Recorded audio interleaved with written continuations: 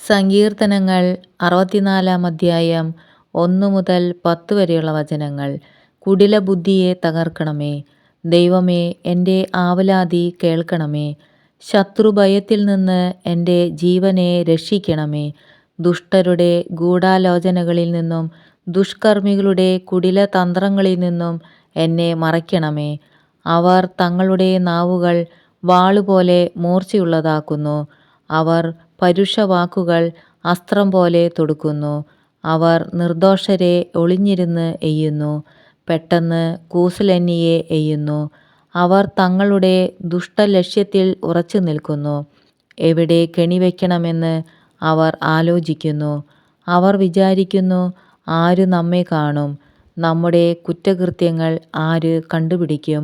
കൗശലപൂർവമാണ് നാം കെണിയൊരുക്കിയത്. മനുഷ്യൻ്റെ അന്തരംഗവും ഹൃദയവും എത്ര അഗാധം! എന്നാൽ ദൈവം അവരുടെ മേൽ അസ്ത്രമയയ്ക്കും. നനച്ചിരിക്കാതെ അവർ മുറിവേൽക്കും. അവരുടെ നാവുനിമിത്തം അവിടുന്ന് അവർക്ക് വിനാശം വരുത്തും. കാണുന്നവരെല്ലാം അവരെ പരിഹസിച്ച് തലകുലുക്കും. അപ്പോൾ സകലരും ഭയപ്പെടും. അവർ ദൈവത്തിൻ്റെ പ്രവൃത്തിയെ പ്രഘോഷിക്കും. അവിടുത്തെ ചെയ്തികളെക്കുറിച്ച് ധ്യാനിക്കും. നീതിമാൻ കർത്താവിൽ സന്തോഷിക്കട്ടെ. അവൻ കർത്താവിൽ അഭയം തേടട്ടെ. പരമാർത്ഥഹൃദയർ അഭിമാനം കൊള്ളട്ടെ.